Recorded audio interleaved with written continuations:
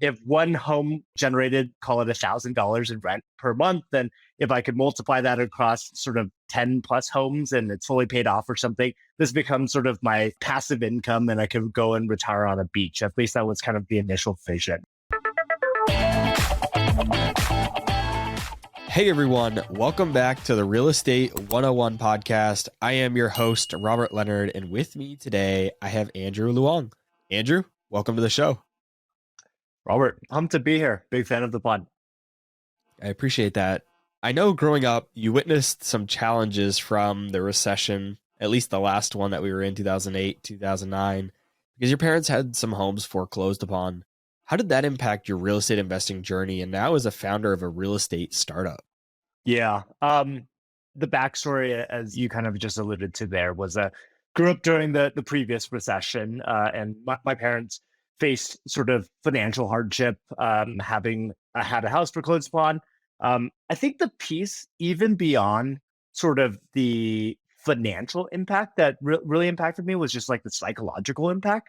Like you could imagine being sort of this kid and seeing, because of our finances, it could have torn our family apart. And so really sort of shaped my view on financial security, made me obsessed with personal finance. How do I sort of make myself resilient? As I was growing up, how do I make myself resilient from sort of what my parents had gone through? That sort of, long story short, led me to real estate investing and building a small portfolio for myself, sort of nights and weekends. And then along that journey, kind of had friends and colleagues and coworkers come to me for advice on kind of how to get into real estate. And there was never really a platform to kind of point them towards. So long story short, that ultimately led to Doorvest. Before we get into Doorvest, let's talk a little bit more about that small portfolio you say you built. You know, it was a double-digit real estate portfolio, and you did it by the age of 24. So tell us a bit about how you got started and what strategies you were using. Kind of walk us through your process there.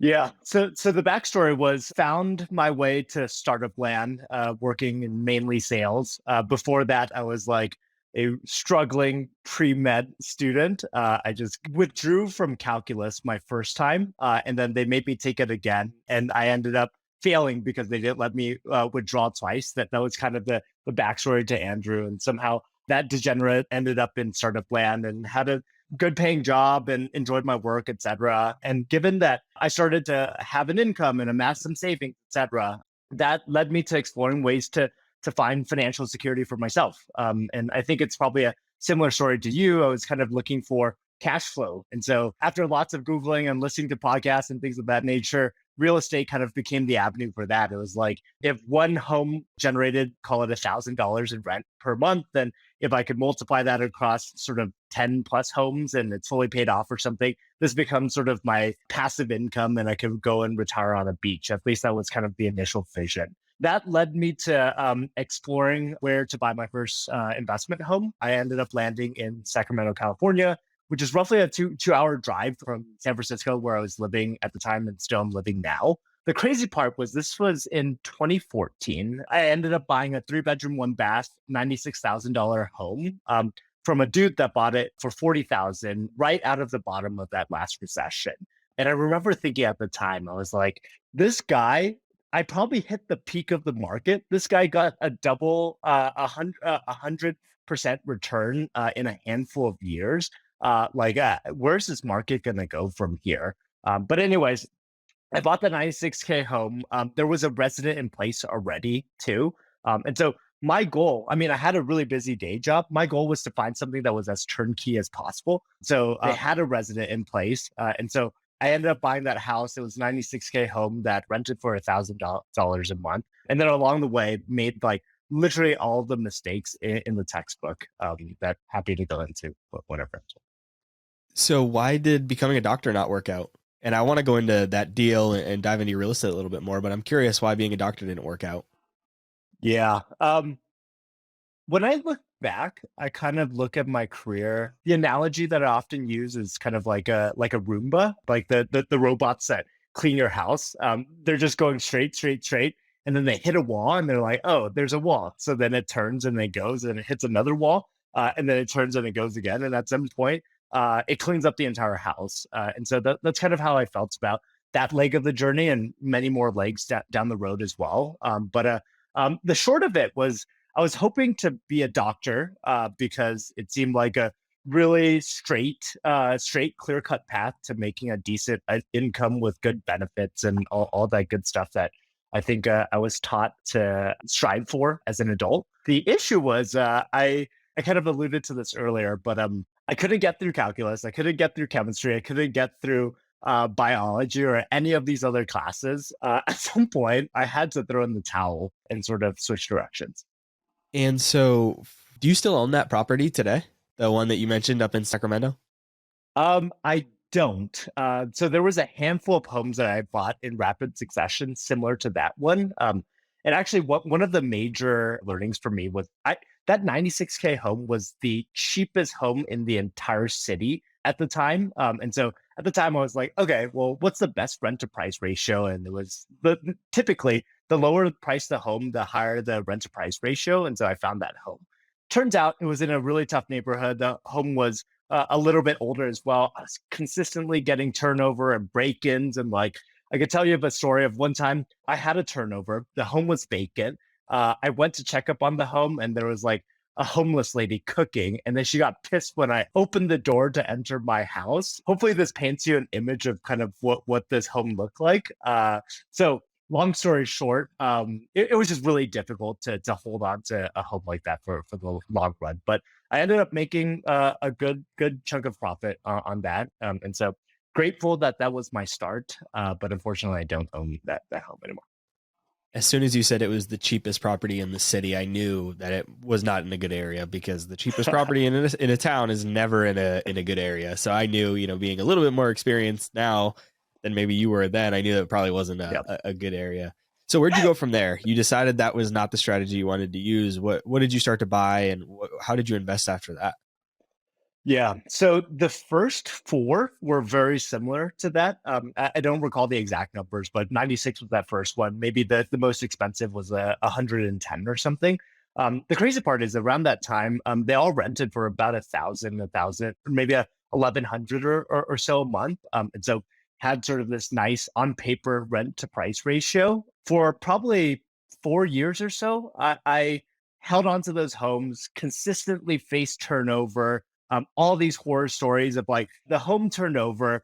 I sort of do renovation, put in new appliances. People break in, take all the appliances. I go put in new appliances, and we got to lock everything and like board up the windows and all that crazy stuff. And by the way, like I this wasn't my full time job. This was like Fridays after work or Saturday morning when I'm off work or something like that. I would drive up to Sacramento and kind of manage all of this. And so that was kind of the initial cohort of homes that I purchased and owned. And then after that experience and sort of the heartache from that, I began to graduate into slightly less yielding homes, but homes that tend to be in higher quality neighborhoods and perhaps less turnover, et cetera. And so I moved up to nicer parts of Sacramento at the time. And then ultimately I ended up in Texas, and that's kind of where the majority of my current portfolio is now. Why did that not scare you out of real estate? Like, why did you not let that deter you? A lot of people would just be like, after this experience, I am done. I am not buying any more real estate. I mean, it sounds like you did some self-reflection and you're like, okay, I made the mistake of buying in the wrong area. So maybe if I don't do that, then it'll be better. But I'm just kind of curious, what was your mindset and thought process in terms of like why you didn't quit there? Yeah. I'd like to think that there's sort of this mastermind, but I think there's a combination of emotion and sort of the quantitative side of it. From the emotional side of it, it was like I was just this really stubborn guy, and there's probably stubbornness mixed with some naivete, where I was like, okay, well, I just got to figure it out, right? Like, it seems like there's something working, but it seems like if I tweak some things, for instance, if I moved up market a little bit, maybe I could sort of prevent some of these issues that I had. And so that stubbornness that pressed me to keep trying and keep iterating on kind of my real estate investing model. So there was that part. And then of course there was the other side of it where, I mean, after 3 or 4 years, I could see clearly the benefits of owning the homes, from the rental income that I was generating, from sort of the upside appreciation that I happened to back into and things of that nature. And I think mixed with those 2 points, it became clear to me like I wanted to own real estate. The goal was not to purely optimize for short term income, but really finding great homes that I could continue to amass a portfolio and hold on for the long run. What I always find funny or interesting about kind of people who buy properties in this area, and not necessarily your situation, but just generally about buying real estate in subpar areas, is that they'll usually point to the returns. And almost always the returns are in an Excel spreadsheet. And they're like, well, look, this is going to be an amazing returning property. And you even said, well, I went up to a lower yielding property. And what's interesting is that in my experience is those properties that are in bad areas on paper, yes, they look like they return significantly more than others. But when you actually look at the real returns that you receive as an investor, a lot of times they're actually even less than the properties that on paper are yielding more, because you almost always underestimate vacancy on in your Excel spreadsheet in these areas. You almost always underestimate repairs, maintenance, etc. And so when it actually happens, these costs are way more than you expect. And so that leads to the return actually not only being lower than what you estimated in your analysis, but also lower than what you might have been able to get with a property that on paper looks like it's yielding less. Yeah, I mean, 100%. And I think that that was the naivete of me getting into it. And that probably kind of what you're alluding to. Like you've seen this time and time again. It was like you plug in the rent, you plug in the mortgage, the property tax, and some like maybe property management fees, et cetera. And you're like, boom, this is like a great return. And if you compare this 100K home to like this 170K home or so at the time, like 100K beats 170K if you don't factor in the fact that like you're getting all this turnover and I don't even know how to factor in break-ins or forecast break-ins, etc. And so that rings very true. I mean, honestly, in hindsight, I kind of regret not going a little bit upstream because I do think if I went a little bit upstream, I would have been able to hold on to some of those homes even till today. But hey, it's okay. You live and you learn, I suppose. How did you end up in Texas? So take us from a little bit northern California, right? Sacramento to Texas and maybe some of the other markets you've experienced. Yeah. So the majority of the learnings were I was drawn to these large cities. They weren't sort of like the New Yorks or Bostons of the world where it's like ridiculously overpriced. But like these large metros in the US that had lots of liquidity from sort of an inventory standpoint, but also from like a resident demand standpoint and a really robust economy. So Sacramento kind of fit that bill. But given the profile of homes that I was looking for, there just wasn't enough of it. And so kind of started looking out of state now that it felt like I had some confidence in sort of my ability to buy and look at real estate, et cetera. And so Texas became an interesting market. I mean, it looked like there was a lot of institutional demand for the markets in Texas. It looked like it was still relatively affordable without being sort of the cheapest homes in the cities, et cetera. And it looked like sort of the yields were good in neighborhoods that I felt good about being able to hold for the long run.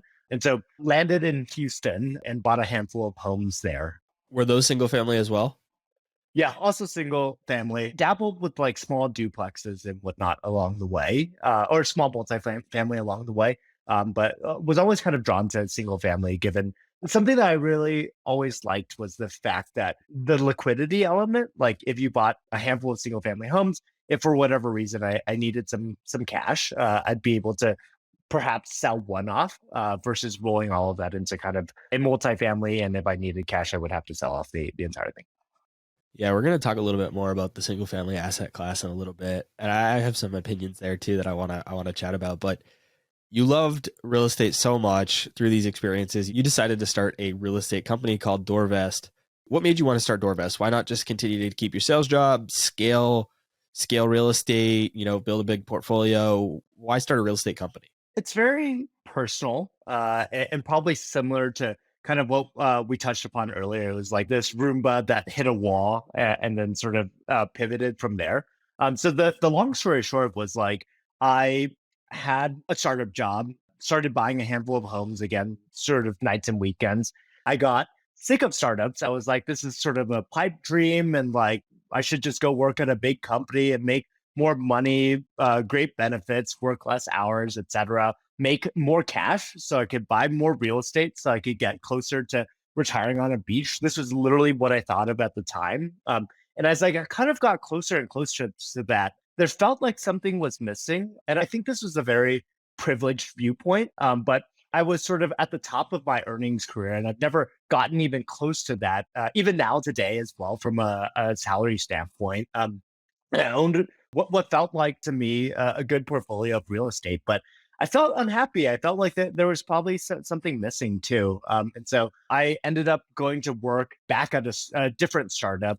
It was a company called Human Interest. It was also a company that was more aligned with kind of what I cared about personally. So Human Interest was a startup that did 401ks for other startups. So up sort of the personal finance angle, and then also gave me the ability to scratch my itch around working in startups, contributing more, having some, I guess, purpose. I know it's pretty cliche nowadays to speak about that, but ended up at Human Interest, continued to do real estate investing on the side, and then all along the way, and I'm sure you've experienced the exact same thing, if not even more than me, but friends, coworkers, friends of friends would consistently come to me like, hey, I have some savings. I've been dabbling with investing. Maybe I've traded some stocks and have some crypto, etc. And I heard you do real estate. Can you show me how to get started? It sounds like an awesome idea. I ended up building up sort of this playbook. It was like a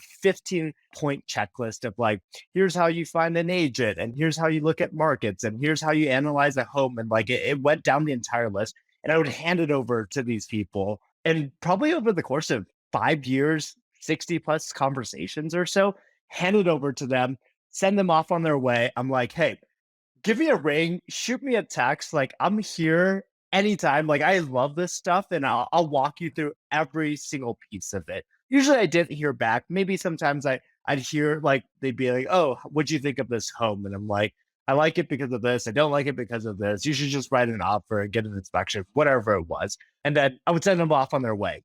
3 months later, we would catch up. Maybe we were hanging out. Maybe we bumped into each other with some friends or whatever it was. I'm like, how did you do? And they're like, well, couldn't get started.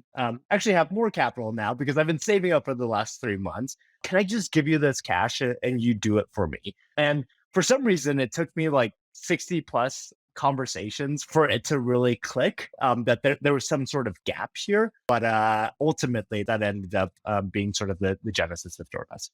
And so that's what Doorvest does now is you help other people buy single family rental homes. Yeah, in a nutshell, we make it easy for folks to buy an investment home. Where does Doorvest fit into there? Like, how do they make money? How do you guys make money? I guess it kind of starts with the customer journey. So taking a lens from sort of the robo advisors on the financial services side, and then pairing that with sort of real estate investing. So how much did a consumer have saved up as a down payment? What sort of returns or cap rates or yields were they hoping for? What's their general risk profile? Like, are you sure you want this super high yielding home, or do you actually have an awesome day job that you don't need this cash to live on? And maybe we should focus on home in a great neighborhood, et cetera, or maybe something in between. We'll start with the customer and their investment preferences, and then we'll source a home, we'll buy it, we'll renovate it, we'll lease it out, and then bring back sort of the finished investment home to the customer. They'll purchase it from us. We get a cut of that transaction. And then once they close and take title, we'll operate it and get sort of a cut as an asset management fee. Lastly, hopefully, if customers get a good home that they like, they have happy residents that are paying rents, that sort of thing, and save up for their next down payment. Hopefully, they come back and begin to add more homes under management, which is kind of how we position ourselves as a business. So you're making money on a monthly basis as like a property manager would, say 8, 10, 12%, something like that. But what does the model look like on the front end? You said you take a fee during the acquisition. You know, I know agents obviously take commissions. Is it kind of like that? Are you guys acting as the agent? Like, what does that look like? Yeah, similar but different. So we focus on homes that need quite a bit of rehab. So 20-25% of acquisition price in renovations. Homes, as you know, that need quite a bit of love, sell for a discount because they can't sell on the open market. And so we'll buy the home on customer behalf with our own cash. We'll renovate the home on customer behalf with our own cash. and then we'll sell it back to the consumer. We target about a 5% cut on that. So you could think of about a 200K home on average. We'll make about 10,000 on sort of the transactional piece. So are you guys are you doing cold outreach like a typical investor would? Are you sending postcards, letters, cold calling to find all these off market deals like a normal real estate investor would? Yeah. So we're doing sort of the direct stuff, and then we work a lot with wholesalers, which I'm sure since you're in real estate, you got the texts and the calls and stuff all the time. We I do a got a lot of work postcard with wholesalers. yesterday. Nice. Yeah. We get stacks. Like we as a company, given our large portfolio, we get stacks of mail all the time with that as well. But we work a lot with wholesalers. So why wouldn't you just keep the deals for yourself? I think that would be a lot more lucrative. I mean, 10,000, if you're doing it at scale, obviously that can add up. But I mean, buying a property, renovating it, et cetera, if you do a cash out refi, you could be into these homes with, very little capital still left in the deal if you do it right. Sounds like you guys are getting some good deals off market. So, I mean, it just seems like a more lucrative model. So why this model? Yeah, there's two answers. There's kind of the business answer and sort of the emotional or psychological answer. The psychological piece is like, I mean, ultimately, the hope and the aspiration of Doorvest, the company, is to be able to help everyday people own and participate in real estate without sort of the risk and sort of the heartache that I experienced myself. And so that's kind of part of it. 70% of our customers are first-time homeowners, one of the stats I'm particularly proud of. And so how do we kind of expand this reach and hit more people, that sort of thing. On the business side, I think that everyday retail investors, folks that are getting 30-year fixed mortgages, et cetera, they're able to generate really good returns for themselves, given that they have cheap cost of capital, they have government subsidized tax advantages, et cetera. So I think we're able to deliver on a good investment while still being able to make some money as a company too. I think the 10K is kind of where we're at today, but at scale, it also looks really different, and we should be able to participate more. And so this is hot off the press, but we're getting ready to launch our first version of embedded mortgage that should streamline our customer experience and also help us make a little bit more money. And then over time, doing more mortgage, title, things of that nature, and layering on other financial products to make it, I guess, more lucrative for the company. Embedded mortgage just means that the person that's purchasing the home can get a mortgage through you guys. And I'm assuming you outsource that to another firm. They do the actual underwriting and mortgage origination, and you guys just take a fee for providing that lead to them. You said it better than I could have said it myself. So I want to go back to kind of the off market piece for a second. So let's just total random numbers here, but just for round numbers too, for easy math. Let's say you purchase a home, super distressed, needs work. You purchase it for 100,000. It needs $50,000 worth of work. So you're into it for 150. Now, because you did that, it's worth 200. The person that's investing in that deal, do they buy it at the market value of 200 and you keep the spread between 150 and 200? Or are they still buying it at a little bit of a discount to the market value? If that was the instance, and this has happened before too, they would buy it at a little bit of a discount to market value. And actually, at scale, our hope is to almost always be able to sell it at a little bit of a discount.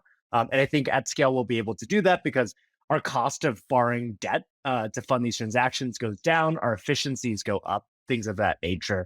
The more illustrative figures are usually we'll buy a home for about 150, then we'll put in about 40K all in cost, and then the customer will buy for about 200. 200 should be within range of market value. Sometimes we're a little bit under market value. How are you financing those acquisitions? Are you using hard money? So funny story is the first 40 or so homes, we use hard money. It was, and then we personally guaranteed it. And so it was myself and my co-founder and our CTO, Justin. We personally guaranteed sort of the first 40 or so homes. And what happened was like, we would get to about 5 loans with a hard money lender. And then they started getting skittish because they were used to funding people that are buying one house every 3 months or something like that. And so at one point we had 5 or 6 different hard money lenders that we had active transactions with. And then I remember going to one of our board member, like he's early investor in Honey, Service Titan, all these major successes. He's done very well for himself financially. And I was like, hey, well, like we're personally guaranteeing all this. And like our net worth is not that big. Like if something happens, like we need you to bail us out personally. And he kind of chuckled at it. But anyway, the first sort of 40 or so homes were funded with hard money. Now we've kind of graduated beyond that and kind of have a revolving line of credit that funds the acquisition and the renovation costs first. How are you managing all that construction? Our team. Lots of folks from whether it be institutional real estate background, so you could think of like Open Door and Invitation Homes, or folks that have kind of done this themselves on the side, similar to me in the past.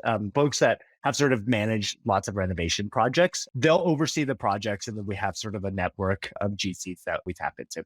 So the GCs aren't on your team. Say you're going to Houston, you'd go into Houston, find a really good GC, build a relationship with them, and then use them for however many projects you can. Yeah, exactly. So that's kind of the playbook is like as we're opening up markets, we'll go in and establish the relationships. We'll give them a project. We'll follow along in the project. Hopefully they do a great job and then it works for both ways. And then we start piling on more projects. And then because we're handing them, I mean, if you the average GC that works with Doorvest, last time we pulled the figures was about five active projects at a time, with 40K projects on average as well. And so they're getting a lot of business from us if they're able to deliver. That kind of gives us some scale efficiencies and sort of like cost advantages and things of that nature. How hard has that been? Is that like one of your hardest pieces of your business? I mean, I know this whole model is difficult, finding off market deals is difficult, capital is difficult. Like I get that, but I've dealt with contractors myself. Yeah. There's just not a lot of them, period. And then kind of going down from that, there's not a lot of good ones. So I can only imagine that at scale, this is going to be difficult. Yeah. I mean, overall, if we think about the business, sometimes people ask me like, oh, like what if another competitor comes in and like tries to copy your model or something like that? And like, the reason why Doorvest existed was because it was a very deeply personal problem that we were hoping to serve. Like, I think a handful of people that are looking to build a really big business and make a lot of money and they go to whiteboard and whatnot, they're like, there's no way we should try to take this on. There's just so many hard and moving pieces along the way. And so to answer your question, there's many hard pieces. And I do think sort of the renovation piece it's a double-edged sword. On one end, it's really challenging, everything that you mentioned there, and then you compound that at scale. At any given time, we're probably doing 20 or 30 active renovations across multiple markets, and so you kind of compound that, and gets even more challenging at scale. But on the other end, it also puts us in a strong position to be able to buy awesome real estate, really bulletproof the homes, and make them rental hardened, and then command the 5% that we're targeting. I mean, when it comes to competitors, the reality is there are essentially, if you just boil down into the simplest form, there are other turnkey providers. I mean, that's a kind of essentially what you guys are doing in a sense. So, I mean, there are tons of other ones, but what's interesting is that given that you're in the Valley, you're a lot more kind of focused on tech, I guess I would say, is that you're like more a tech company, or at least valuations and things like that are coming more from a tech company perspective than maybe some of these other turnkey providers that, if anybody has ever like looked at their websites, it looks like they're the historical kind of real estate company that you would imagine, is that they're like stuck in the kind of olden days a little bit with technology and things like that. So I think you guys were more of the modern version of that. Is that kind of what you would agree with? Yeah, I mean, if you were to boil it down, sort of a modern day turnkey provider, it's kind of at the core of it. I think like certainly when we started out, it was just like Justin and me and a handful of people manually doing everything. And so it very much looked like any other turnkey provider. As we've continued to develop and sort of invest in engineering, et cetera, like I think over time it looks more like a platform. And so kind of our aspiration is like, and obviously such a long way to go, but our aspiration is to sort of build the Amazon of investment homeownership. Like, how do you start with a consumer and their preferences, whether they stated it or whether it's based on their behaviors, and then find homes that we think match their criteria, and then hopefully they can check out entirely online. Something that's been really cool is like most of our customers have never seen the homes. Most of our customers have sort of been able to buy the home sort of within the comfort of their couch or their laptop, that sort of thing, and continue to build and make that easier over time. On a monthly basis, is the only fee you guys take the property management fee? Yeah, as of right now, just the 10% property management fee is kind of where we're at. So when you sign up for an account on your website, there are three benefits that are listed for Doorvest. Kind of gives examples of why people should join Doorvest. And two of them really caught my attention. We already talked about one of them, which was being able to purchase exclusive off-market real estate deals. I think that's really cool. The second one is that the first year of rental income is guaranteed. I was not expecting that. So how and why does Doorvest guarantee the first year of rental income? Yeah. So a lot of this boils down to sort of the nuts and bolts of the business.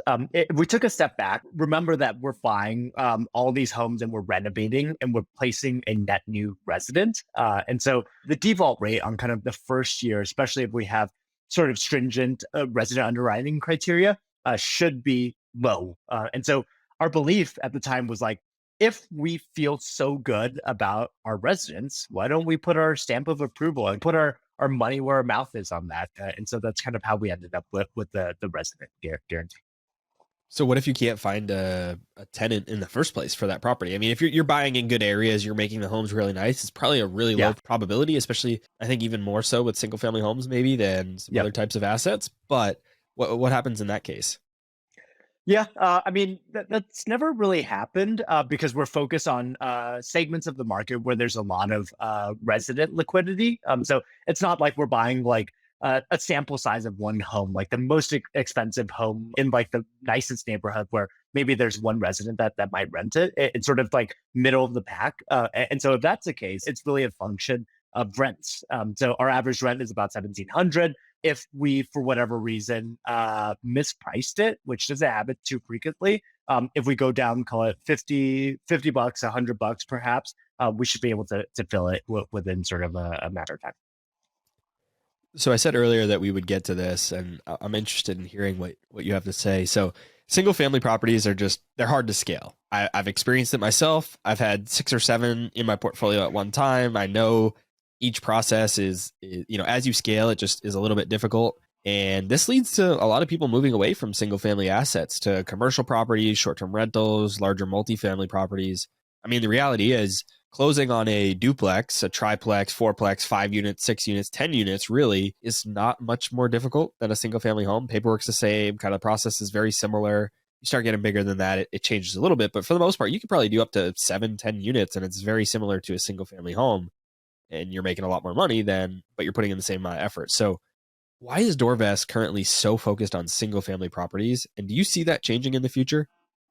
Yeah, tell me about it. I have a pretty busy job and I'm buying a Dorvest home right now. And there's like, I think I just got this last night. It was like from my mortgage lender, it was like 15 conditions on the mortgage. And it's like all this paperwork. I agree. It's really painful in general.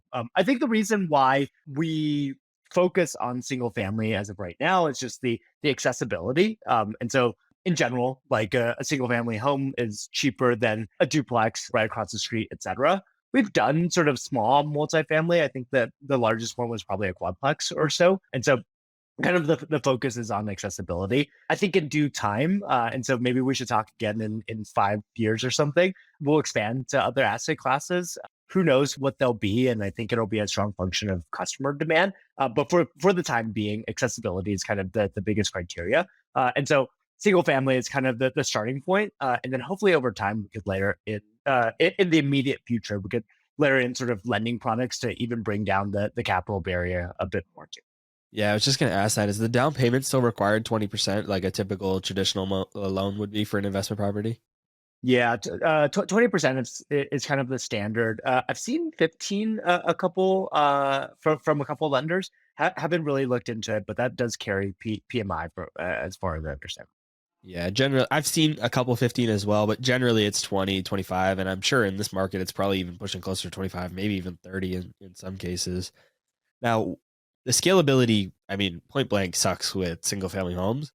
But what is nice, at least in my experience, and you've probably had a similar experience, I'm curious to hear if you have, is that you can often get a really good tenant base with a single family home, especially if you're buying in good areas, which it sounds like you are now.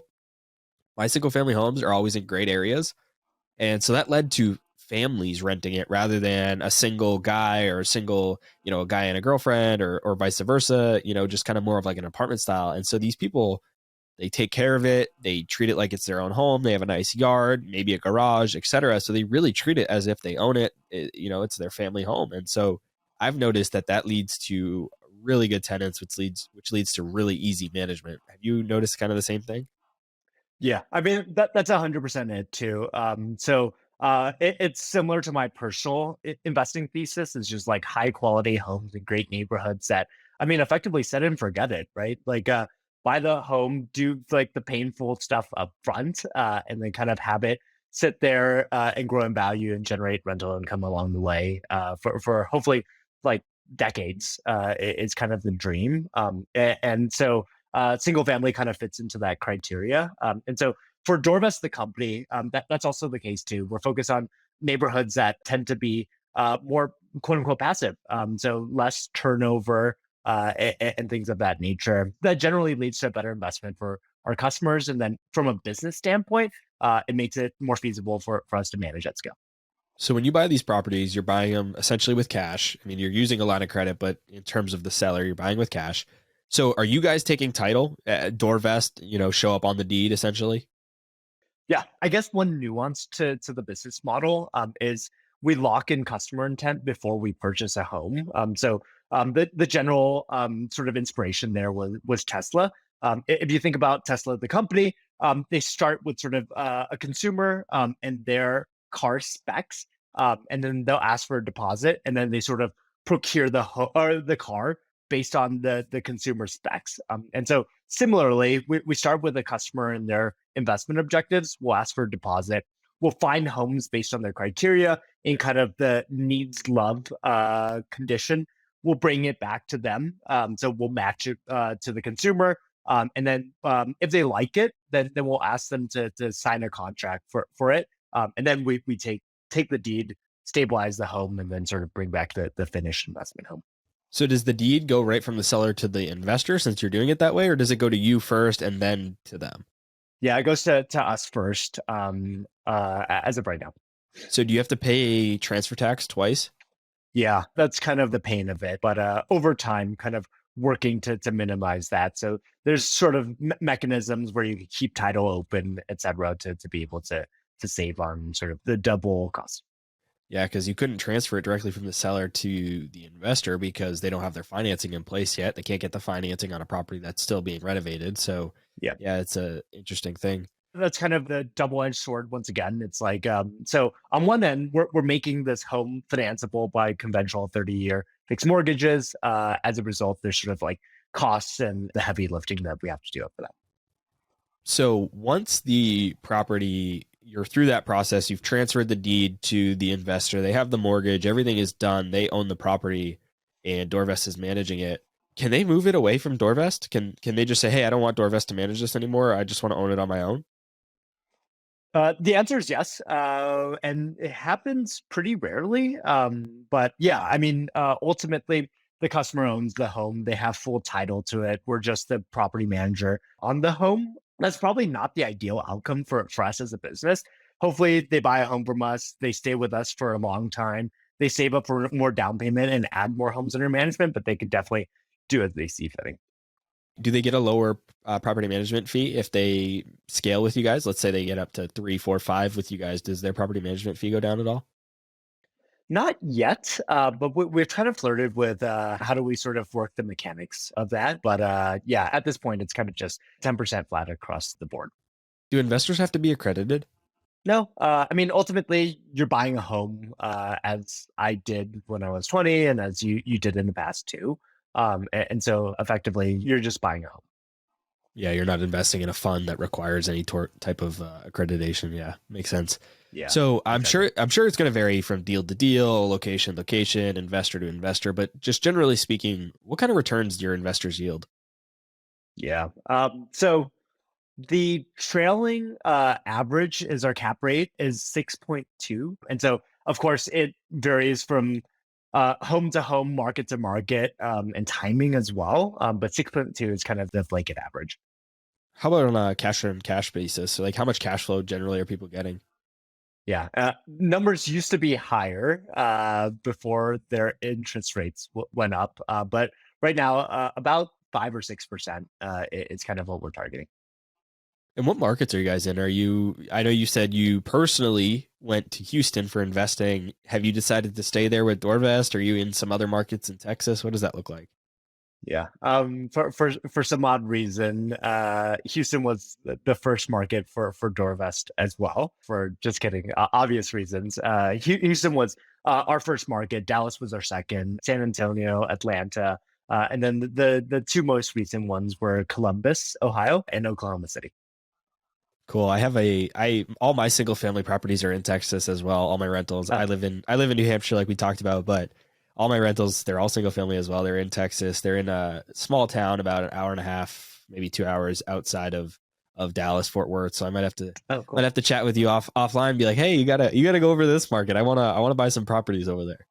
Yeah, I wonder if there's overlap. It's possible I'll be operating near you or so. So I mentioned to you, Andrew, before that I do love talking real estate. I love learning real estate, but I also love business. Like I just love learning about every type of business. I love learning about all kinds of different business models. And you can probably tell throughout this conversation, I've asked a lot of questions about your business model. And one of those models that I like is equity crowdfunding. And you guys are raising around on WeFunder right now.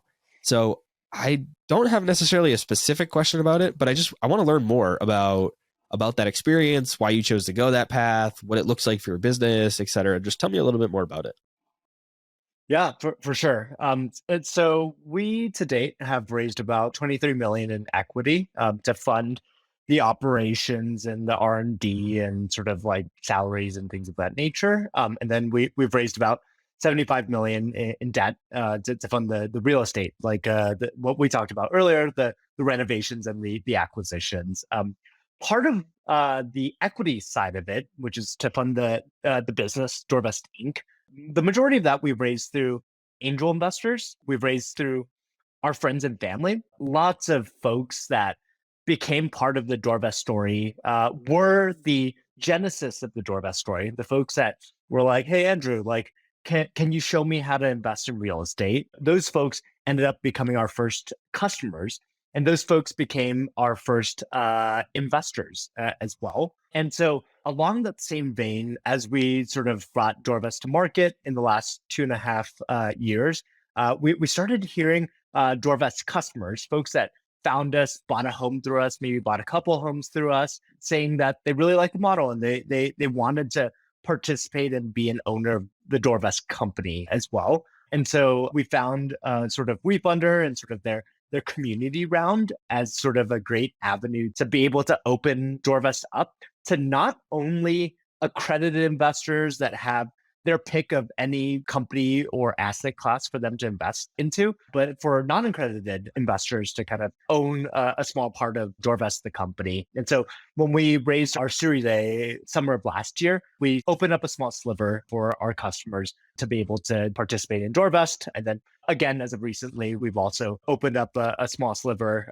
as we're putting together a round right now to give our customers the ability to participate in Doorvest, the company as well. So when you invest in Doorvest through WeFunder, it's through a safe. Can you explain for the audience what a safe is? Yeah, probably should Google it. That'll probably do better justice than me try to explain legal terms. But the short of it is a safe was invented by Y Combinator. Y Combinator is known as sort of the most successful startup accelerator. They brought companies to life like Stripe, Airbnb, DoorDash, a lot of household brands. And so they were some of the earliest investors in those companies. Along that journey of funding these companies at the earliest stages, they found that one of the barriers companies being able to raise funding to get off the ground was just really high legal bills. And so they came up with sort of a mechanism, a standardized document to be able to fund startups while minimizing sort of the legal fees. And so over many iterations, it became known as a SAFE, which is a simple agreement for future equity, which basically means you're investing on a placeholder for equity the next time that a company does a formal equity round. Yeah.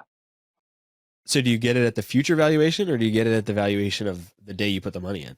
Within the documents, you dictate the cap on the future valuation. And so for ours, the cap is 60 million, which is the same valuation as our Series A from last year. And so folks that put in money, it'll be a function of that $60 million cap. If we raise and our next valuation is higher than 60 million, then they're rewarded and they get a discount because they get locked in at that 60 million. What is the future of Doorvest? Where do you guys want to go? Yeah, I mean, the hope and dream is to build this multi-decade company that transforms the way people think about financial security. Again, back to sort of the personal story, like financial security is something that's so deeply personal to me. And then you mix that with real estate, which happens to be Americans' number one source of net worth. And so how do we sort of build a platform where people could buy their first ever home or first ever investment home with Doorvest, and then from there, sort of build financial services around it. Sort of the standard stuff that we touched on earlier was like the mortgage, the title, et cetera. But over time, what if we could build banking services and whatnot around Doorvest?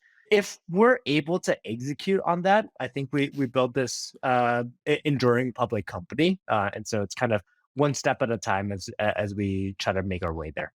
Is the goal to go public rather than be acquired? The dream is to go public and in some time frame, et cetera. But the reality is we're kind of just focused on the next 6 to 12 months, and then we hit these milestones, and then we keep trying to grow from there. Awesome. So at the end of my episodes, I'd like to turn the tables and let the guest ask me a question. So Andrew, what question do you have for me? Yeah, I've been looking forward to this one. I combed through some of your episodes. I don't think it's been asked, but maybe it has. If that's the case, then that's on me. But I think your background is really interesting. It's non-traditional. There was elements of it where sort of I aspired to. Sort of, if we went back 6, 7 years ago, whatever, like a role in finance was something that I kind of wanted to do. Never got around to doing it. Obviously, have many elements of it in sort of my day job now. But podcasting is also really cool. I feel like you, by way of being a podcast host, have this angle to chatting with hopefully interesting people, lots of different stories, that sort of thing. Podcasting, how did you get into it? What's the motivation? Curious to hear your story around it. Yeah, so I got into podcasting. I'll kind of give you the short version. It's a little bit of a longer story, but short version is I found a podcast 2014, 2015. It was called We Study Billionaires, most popular stock investing podcasts in the world. I was listening to it all the time. First podcast I ever listened to. And 5 a.m. one day, I'm driving to the gym. I forget exactly what year this was, maybe 2017, 2018 at some point. And they mentioned on the episode that they were looking for a host for a new show. They had built a really well-known brand, kind of like a TV station, essentially, is the best way I can explain it, or like a radio station. And they wanted to leverage that brand to launch additional shows. So they said, hey, we're looking for a host to launch another show. It's going to be all about Silicon Valley and tech. Like, if you're interested, reach out. And I remember, like I said, it was 5 a.m. I'm driving to the gym. I'm like, man, I would love to do that, but I don't live in the Valley and I don't know anything about tech. So I guess I can't do it. Just kind of forgot about it. That was that. And then a couple months later, maybe 6 months later, they had the same ad, but this time it was for a real estate show. And I was like, okay, I can do that. I'm a real estate investor. I had very little experience, but I had a little bit. And so I said, all right, let me see what I can do. And so I reached out and ultimately I got denied. And then I just kind of kept persevering. One thing led to another. And we launched a pivot or a spin-off show of We Study Billionaires targeted towards millennials, which is still today called Millennial Investing. That show did really, really well. And so then I ended up getting the real estate show as well, which is what we're talking on today. And so, yeah, that's how I got into podcasting. In terms of why I wanted to do it, one was I just love talking about this stuff. It's fun. I love learning. I'm a learning machine. I'm always learning. So I was just excited about that. And then I also wanted to kind of give back in a sense of I wanted to be the resource for real estate that I didn't have when I got started. And Bigger Pockets was around and they're great for sure. But even back 2018, 2019, 2020, when this started, like podcasting wasn't as big as it was today. So there wasn't as many resources. So for me, it was just like, I want to be able to put my spin on things and yeah, just kind of share my story and connect with people and learn from awesome people like yourself. Like I also saw it as a massive networking opportunity. I mean, I've sat on calls for hours with Kevin O'Leary and, you know, some like just amazing people because of the podcast. And so that's been really, really fun. Thank you for sharing. And I'm sure the audience feels this way too, but very glad that you brought this thing to life. I think there's a lot of value in your work. Thank you. I appreciate that. Andrew, as we wrap up the conversation, I want to give you a chance to tell the audience where they can go to connect with you, find Doorvest, anywhere you want to send the audience to find your resources. Yeah, doorvest.com is a good start. Check us out. Would love to have you and kind of hear your thoughts on the platform. And then if you have any specific questions, definitely shoot it my way, Andrew at doorvest.com. Love talking about finance, personal finance, that sort of thing. Also real estate. I don't think I have the answers to everything. In fact, probably just a small sliver of things I think I have answers to. And so if anything, I could try to point you in the right direction too. Awesome. Andrew, thank you so much I know you're on vacation. Thank you for taking time out of your vacation to chat with me, join me on the show. I really appreciate it. I enjoyed the conversation. Yeah, this was a lot of fun. Excited to keep it going. So philosophical freedom is when you have control of your schedule, you have control of your time, you have control of your finances. So you start asking the bigger questions like, how can I have the maximum amount of fulfillment alongside my achievement financially? And then that's where you start crafting like this beautiful life that's like super fulfilling and full of success.